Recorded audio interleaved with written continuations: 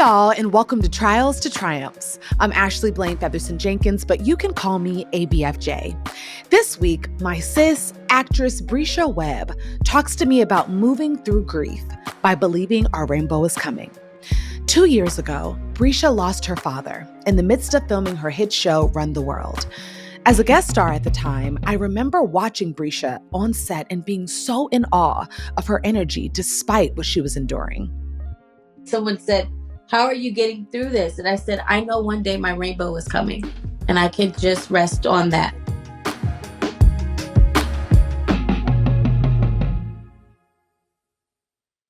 Bresha, welcome to the pod. Hi, thanks for having me. I'm so excited to chat with you. Here's the thing. I've known you such a long time. I was thinking about this as I was preparing for this interview, and I was like, oh my gosh, Bresha has known me since I was baby Ashley, had basically was very new to LA. And, we've become friends, we've become coworkers in that time. And I just have loved seeing your ascension.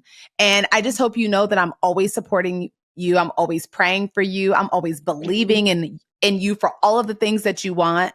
And I have just been so grateful because I've always felt that from you too. So I'm excited to get to know you better. I'm excited to share you with our listeners and see what's in the world of Bresha, what your trials to triumphs have been.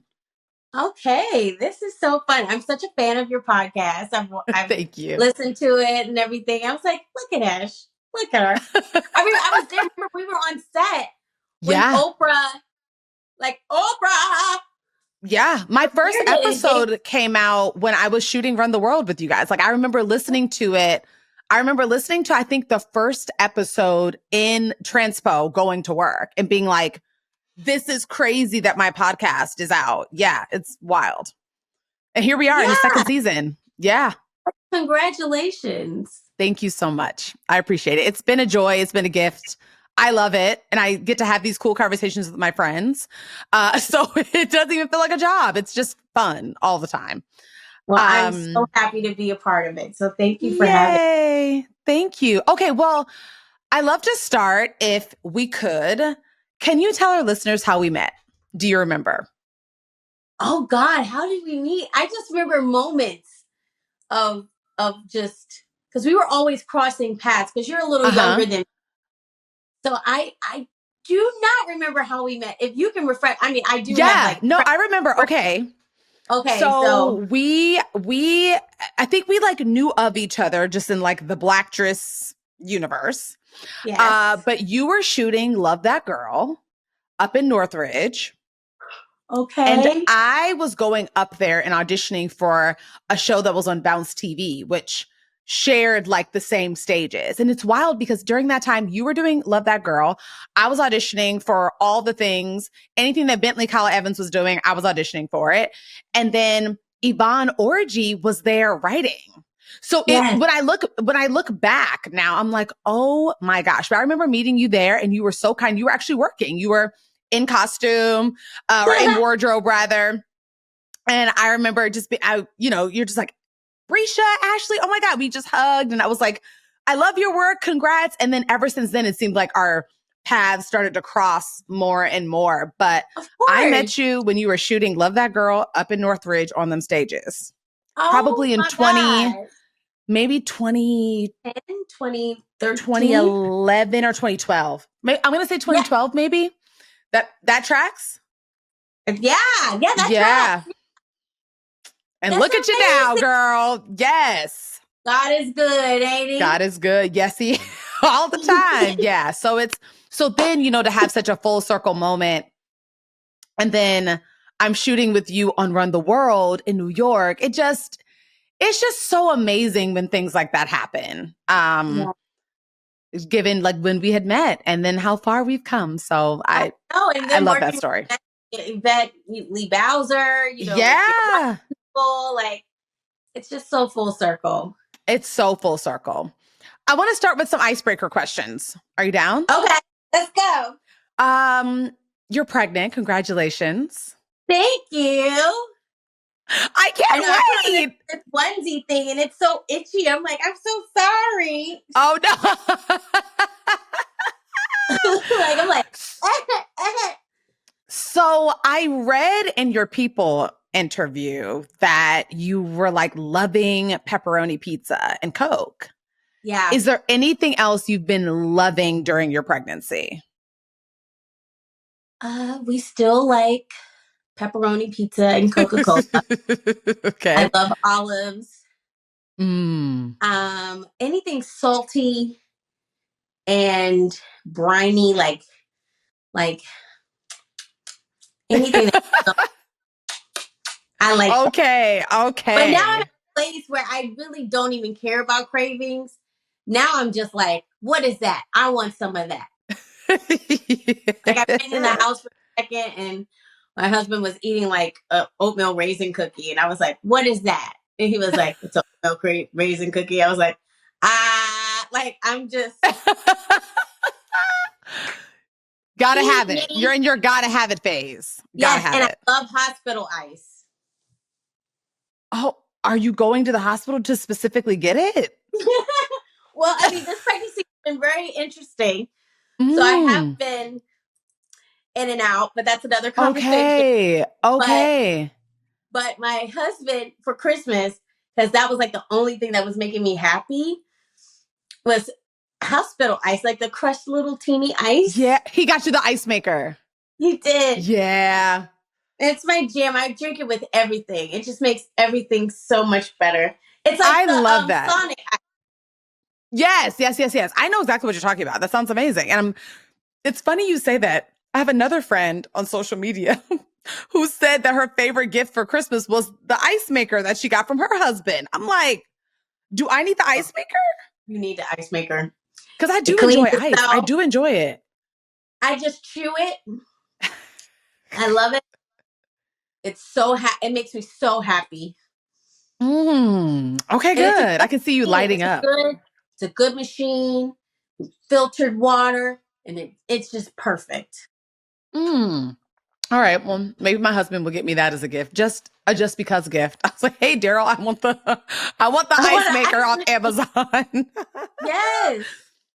Go get you I love one. that. Well, okay, let's start at the beginning, Bresha. What did Baltimore, Maryland give you?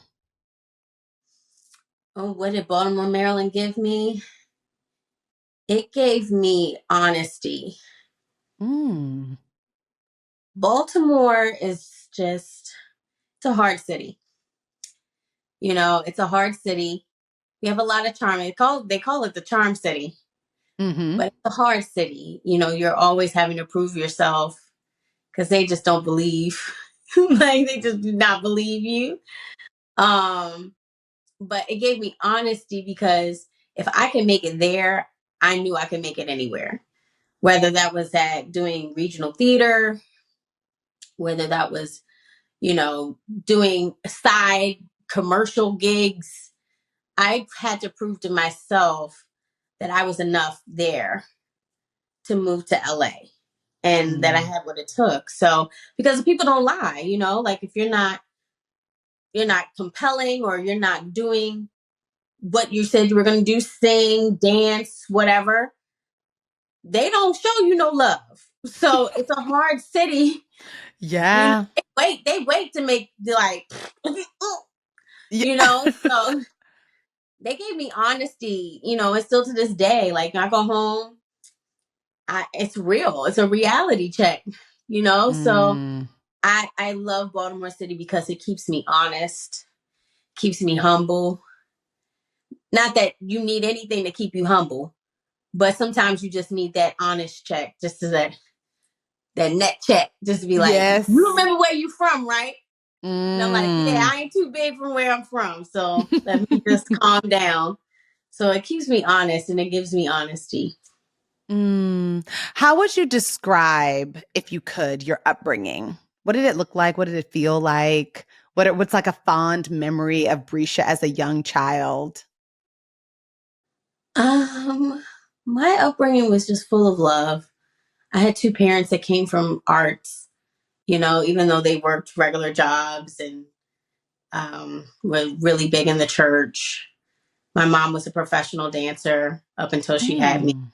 Traveled. She studied ballet and modern and danced with Alvin Ailey. So she understood the arts very well and put me in the arts. Like I was a dancer, I was whatever I wanted to do. The world was my oyster. She wanted me to figure it out. My dad was a singer, and so he sang in church. He traveled Beautiful to Europe voice. singing. Yeah, he had a beautiful voice, and so it was great to be surrounded around artists. So Mm-hmm. anytime I wanted to do a speech or anything, they just supported me. I wanted to do regional theater and audition. They would take me. So, I mean, I know with other, performers, they might not have had that kind of support. I'm Yeah. very fortunate that I had that type of support and they believed in me. Mm-hmm. So I'm very grateful for that. And they kept, pushing me along. They never once doubted that acting wasn't going to be the thing that I went for. They were like, we, this is what she going to do. Of course She's not she's going to gonna be a do nurse. this. Yeah, she's not going to be a nurse. She's Yeah. not go to college. That was the only thing. Go to college for whatever you want to do. And I did. And I went to Cal Arts. But, Mm-hmm. but it was just very supportive. Yeah. That's a Yeah, blessing. I'm grateful. It's a blessing. But a fond memory is just all of the dance recitals, all of the things that I've ever had to do, being able to take my parents to premieres and letting them Yeah. see like the billboards and just seeing it all come together. Like all of Mm-hmm. that believing, all of that hard work, all of that taking me to New York and we don't know what's going on, listening to managers talk their ear off and it all worked out. So like Yeah. that's a fond memory. It I'll all always worked out. My parents always kept it real. It was like, look, you got to keep yourself out of certain situations or you won't be able to. It's going to make it difficult Mm-hmm. for you to do what you love to do. So I'm grateful for that guidance. I'm Yeah. grateful for that type of love and and as well, like my dad, he always would say, you can take no's. Like he was like, I could take no's like you. Like somebody said, Mm.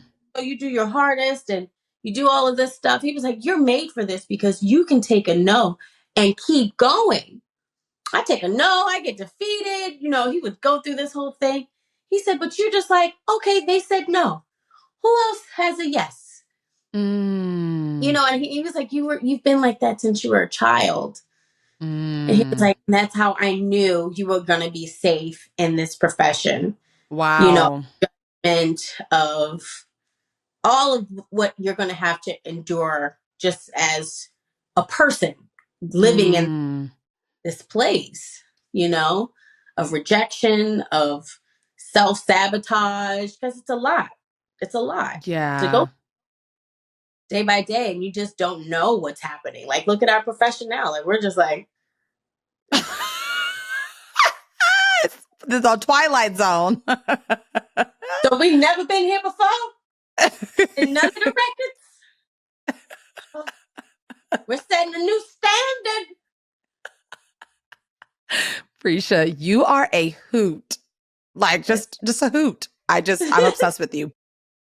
Talk to me about your dad. What's something that he instilled in you that you'll always cherish and keep close to you? I gotta blow my nose.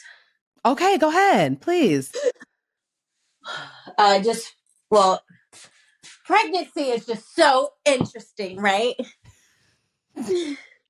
It's just it elevates whatever Got is in it. your body. So I have this genetic disorder Mm. that I didn't know about that my dad gifted me with. Mm. And so uh working on that whole thing, but it's kind of elevated it during pregnancy because you've got all this extra blood and all this extra Yes, yes, yes, fluid. yes. It's just a Also, lot of I fun. don't think that's any coincidence that I just asked you about your dad. I And know. And so it just is like, here he it's is. acting up. He's like, There he hey. is. There it goes. Not a coincidence. He's like, Not I'm a here. It's I'm not. right here. Right. Nowhere. Just right here in the spirit. So it'll calm down in just a second. It just No worries. This is real. This is a real podcast. This is the real life. it's real life. It's real life. Yeah. So yeah, this is pregnancy for me. So that's that's what I've been going through. Just dealing with that. Hmm. But I'm very grateful because I get to be, off right now. And, you know, I thought I was having like a normal pregnancy and now I'm like fully high risk. Oh, wow. Did it change like partway through? Yeah. Mm-hmm. Whoa. Yeah. But we're at 6 months now. So almost Yeah. finish line, I'm Almost to meeting the with finish line. specialists. Yeah. So they're like, it's okay.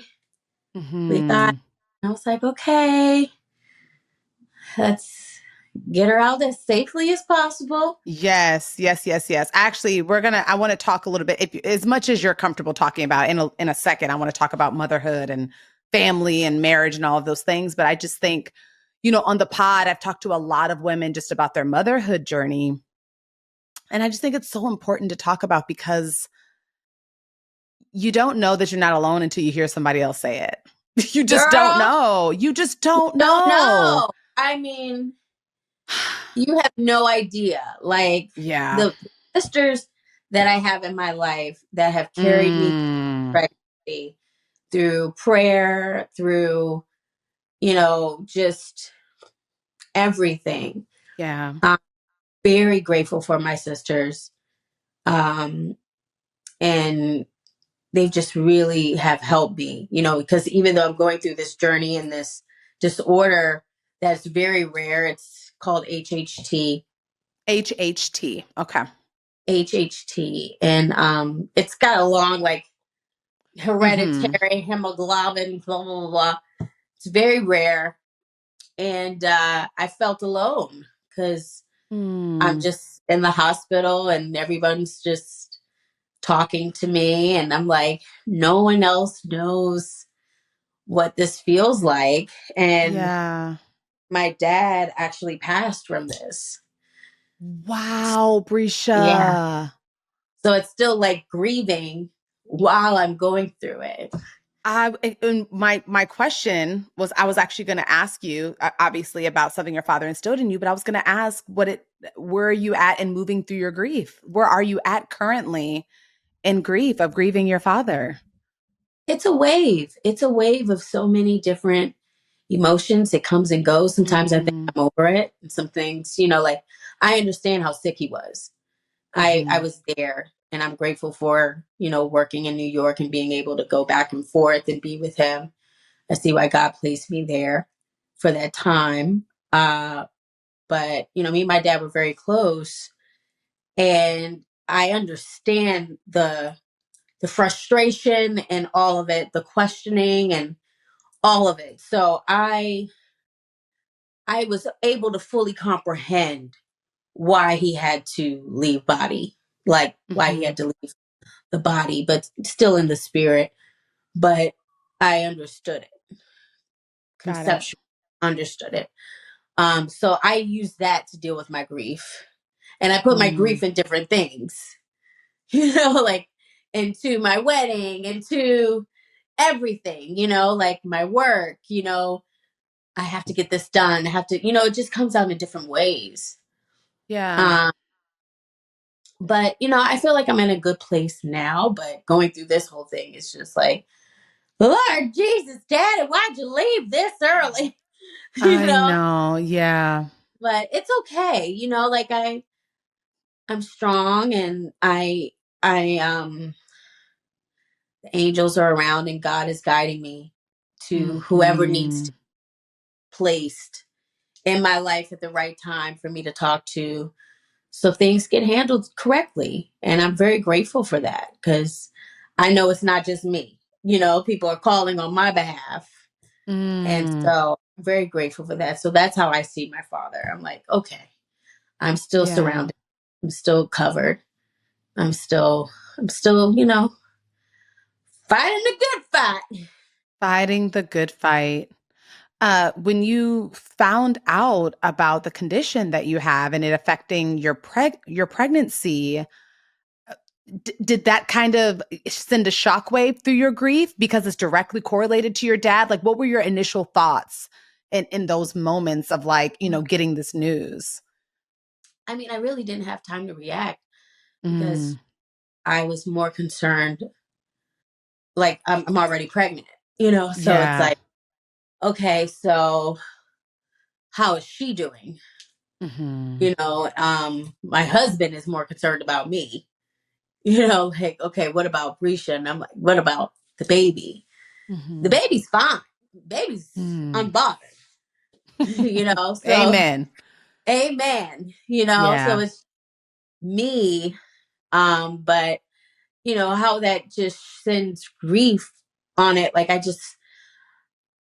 it just comes in waves. I go through frustration, like with my Hmm. nosebleeds and all of this stuff. And like, why do I have to do that? But I also have to realize that, you know, God wouldn't give me something that I couldn't bear. He And never there's has. a reason that all of this is happening, um, that I could not avoid, Hmm. so maybe these are opening doors for me to unlock or be a spokesperson for this disorder, Yes. so I'm opening those doors instead of Hmm.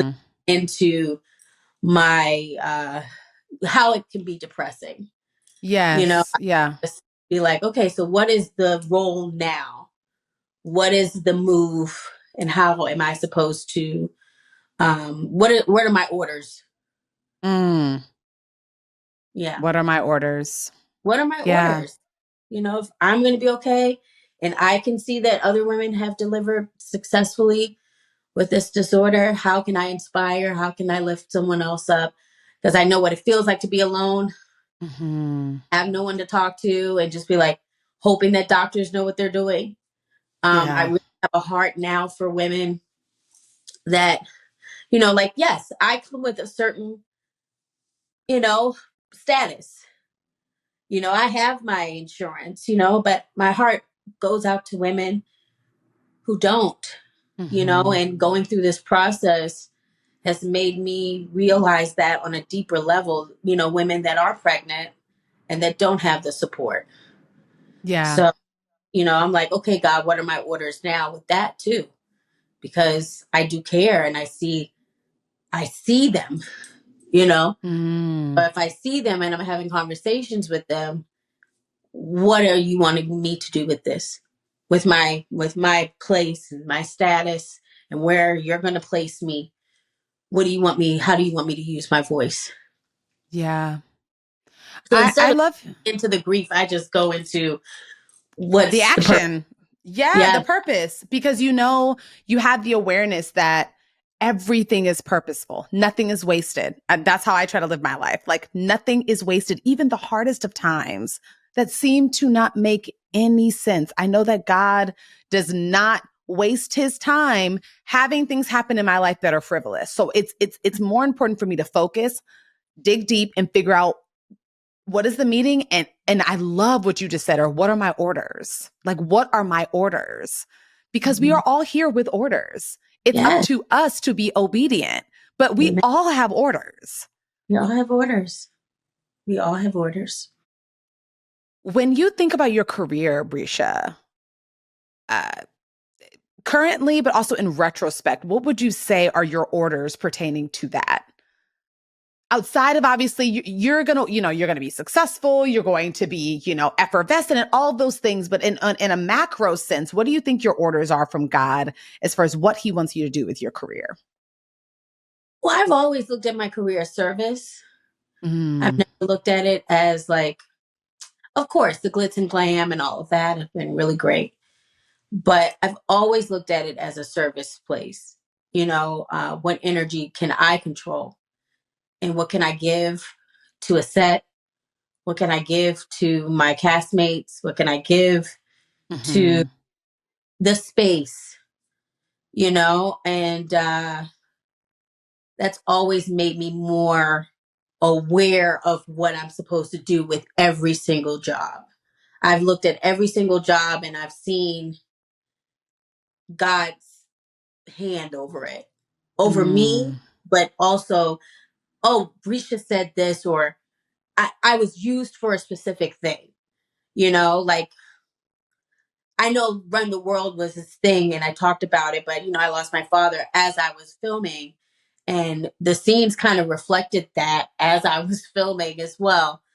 And it was one of the hardest things I've ever had to do, but I was also able to inspire and to um, encourage people and show Yeah. them a different way of how to move through, you Mm. know? And I'm like, look, that's all I got today, but I'm Yeah. bringing you the best of what I got today. Mm-hmm. And I'll do the best I can with what I can bring you tomorrow too. And Mm. how can I bless you, and how can we bless each other, and how can we be better to each other, and we became a better set because of it. And Yeah. It's and it was actually as you're talking, it's taking me back. I'm actually getting emotional thinking about it. I remember there was such love on the set of Run the World, such sisterhood, such camaraderie. But I remember finding out just how sick your dad was and Mhm. being honestly, Brescia, in awe of your presence at work every day and truly just how lovely you were to work with and the energy you still brought to set despite knowing what you were dealing with as soon as they said cut.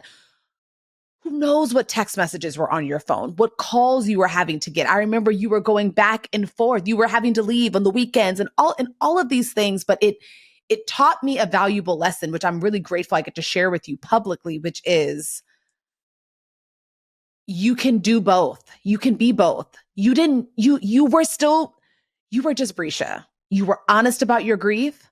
You were honest about your work. You were honest about the good days. You were honest about the bad days, but you always treated everyone with love. Even though you might have had the worst day of your life, Brescia, we didn't know. And even if you did share that, it wasn't the best day. You didn't take it out on anybody. You didn't lash out. You weren't having it just was so these are jobs, but we're also life is still happening in the midst of these jobs that we're doing. And I just want to, as a sister, as a friend, just say that really taught me something. Like, actually, you don't know what's going to happen, but you still have to show up and you can do both. You were still an amazing daughter and you were an Mhm. amazing actor at the same time. Oh, thank you. Thank you. Yeah. Thank you. Yeah. Thank you so much. But yeah, like that's just like I have to look at it like that, and Mm-hmm. inspire. Like one thing, like someone said, "How are you getting through this?" And I said, "I know one day my rainbow is coming. My rainbow, Mm. and I can just rest on that. Like, yes, this is a cloudy day. This is a very cloudy. Mm. The sun's coming, and my rainbow is coming. I have a rainbow, so I'm grateful, Yeah, you and do. even though it's coming with all this other stuff, I can still Yeah. be grateful that I have a rainbow coming. Let me ask you, and this, I don't know if you can recall something specific, but after your father um, left his body here on Earth, do you remember the first moment that you felt that rainbow? Like the first day that you were able to really maybe have like a full smile again or full joy or just a deep exhale. Do you remember what that moment was? I do. It was on set. Mm, It was on set. okay. An actual rainbow. Yes. It I was just an got act- chills. we were on set and it was raining and we were doing the a wedding scene, and I I just was having so much fun that day. We were goofy as hell. I don't know why we were so Mm-hmm. goofy that day. And I just was like, I have made a commitment. I'm having a good day. I'm gonna have a good fun Mm. time today. We're just gonna have fun. And then the rain was stopping and they were like, we might have to stop shooting. I don't know. And then all of a sudden the sun came out and there was this beautiful, bright rainbow. Mm. I just was like, I'm going to be okay. I'm going to be Oof. okay. I was like, Dad, I'm with you. I'm going to be okay. Mm. And another day I felt it was on my wedding day and we sang his Oof. song and it was beautiful and everything just was beautiful. And I just was like, he's here. He's here and everything is going to be okay. And he's happy. Everything's gonna be okay. Everything's How going to be has okay. marriage held you in this time of your life between, grieving the loss of a parent, becoming a first time mom? Well, I know you're a bonus mom, but pregnancy. So what has marriage felt like and been like in this time? My husband is. Hmm. He really is. He has my back. And that Yeah. is, Yeah. I've been through so much, but Hmm. he's had my back. And I think that's what's so beautiful about marriage because it's not perfect, Oh, yes. but it's Yeah. just when you allow the love in, when you allow two people who are different Mm. support each other and learn how to support each other.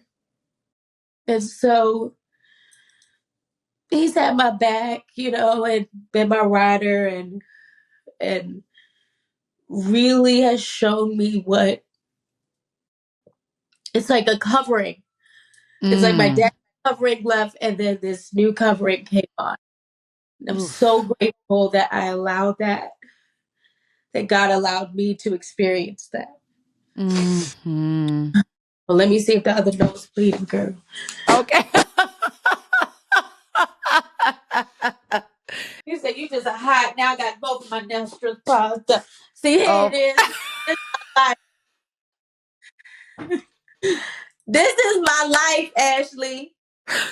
Risha. This Oh. how I walk around the house. But see, listen, marriage. Marriage. You got a husband who's with it. Who's like, listen, babe, what you Like, need? Walking around you with tissue boxes.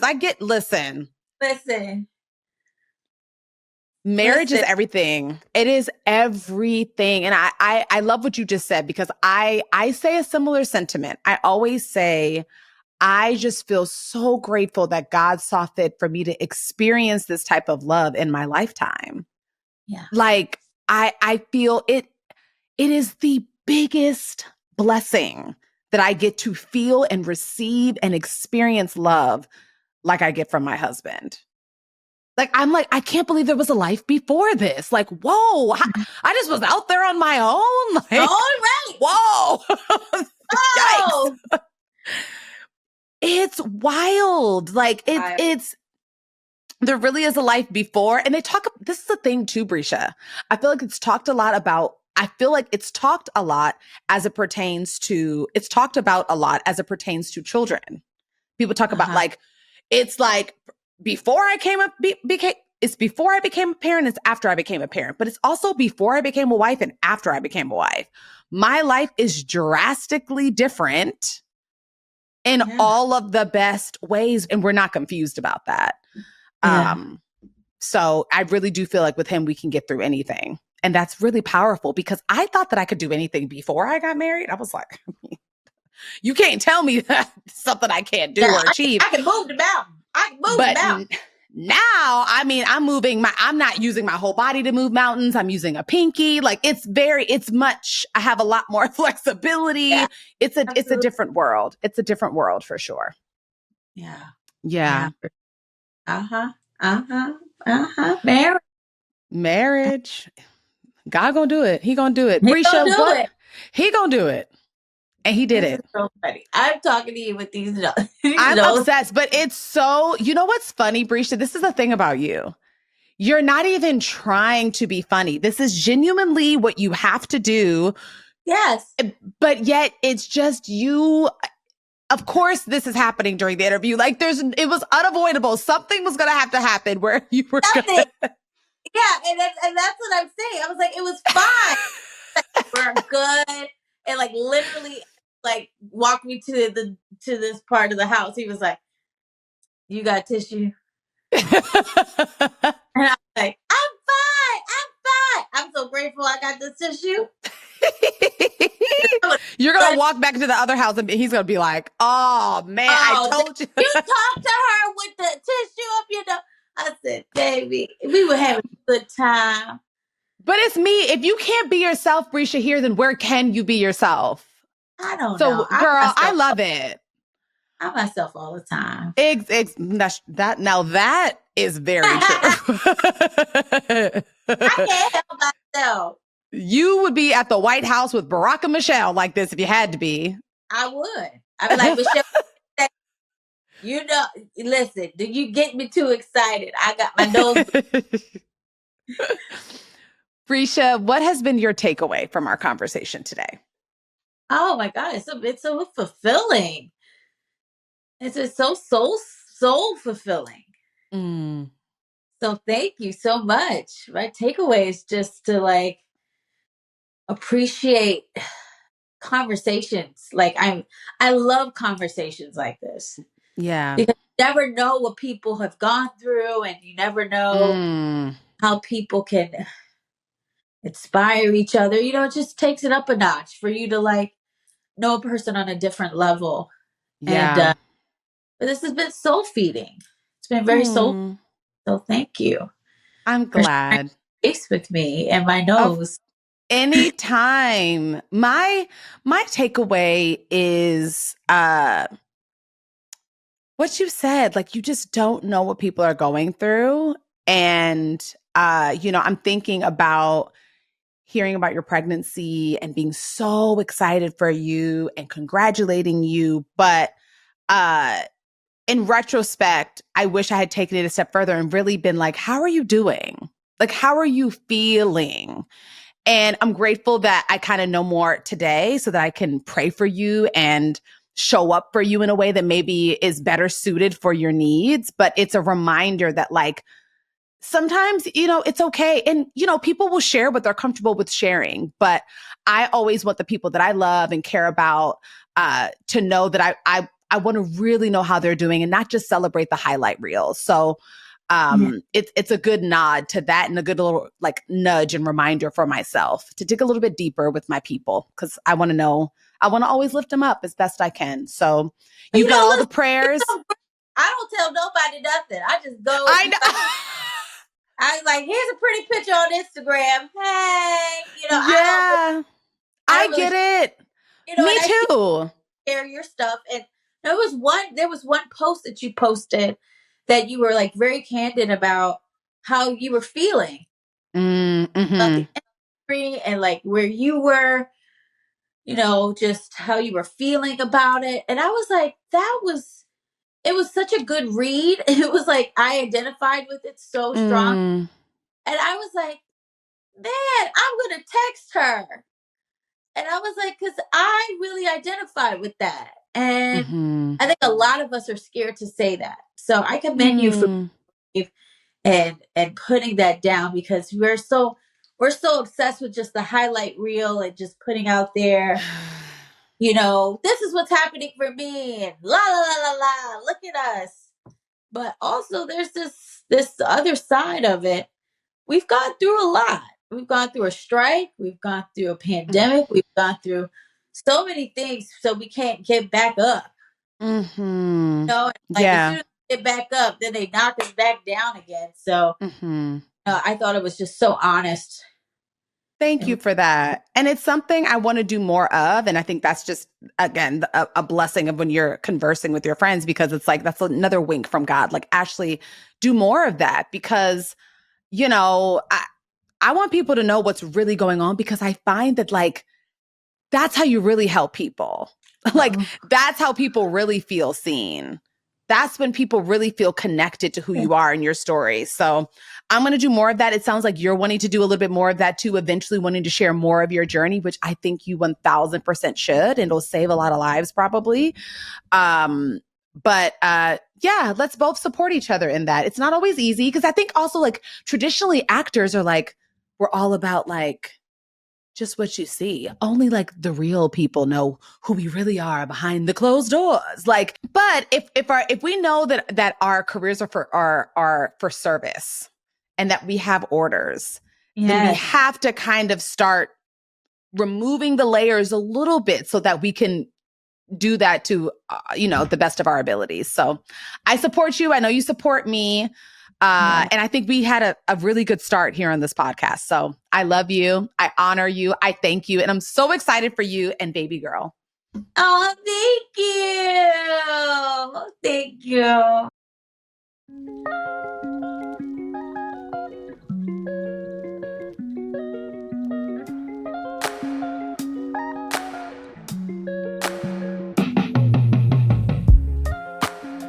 Thank you for listening. This podcast is produced by LWC Studios for OWN. The show's executive producer is Juleka Lantigua. Our managing producer is Fatima El-Swifi. Shanice Tyndall is our lead producer. Jordan Thompson is our marketing coordinator. This episode was mixed by Trin Lightburn. Michelle Baker is our video editor. If you enjoyed listening to this episode, and we hope you did, please make sure to subscribe, leave a rating, and review wherever you listen to your podcast to ensure you hear the next one.